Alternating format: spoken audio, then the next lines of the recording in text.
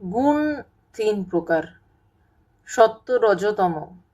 আবার এটাকে প্রকৃতিও তিন প্রকার হিসেবে বলা যেতে পারে। সত্যগুণী মানুষ কিরকম না, সে ধ্যান ধারণা করবে, ঈশ্বর চিন্তায় মগ্ন থাকবে, কিন্তু সে ব্রহ্মজ্ঞানী কিন্তু নয়, সে কাছাকাছি। যে রজগুণী মানুষ, সে কর্ম করবে, কাজ করবে, রাগ করবে, কিন্তু সে সুন্দর হবে।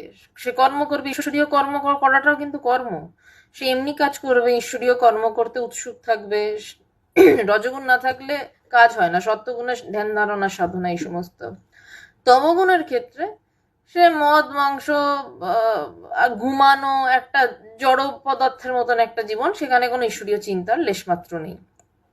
এই হচ্ছে তিন গুণ, গুণত্রয় বা তিন প্রকৃতি।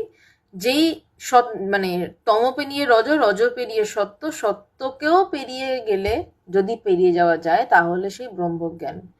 এবার মায়া কাকে বলা হচ্ছে?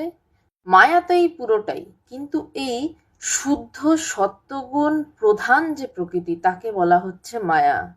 আর অবিদ্যা কাকে বলা হচ্ছে? বলতে গেলে তো পুরোটাই অবিদ্যা, কিন্তু তার মধ্যেও আলাদা রয়েছে যেই প্রকৃতিটার সত্ত্বগুণটা বিশুদ্ধ নয়, অর্থাৎ অবিশুদ্ধ, তাকে অবিদ্যা বলা হচ্ছে। এইভাবে এর মধ্যে মায়া এবং অবিদ্যাকে আলাদা করে দেখানো হলো।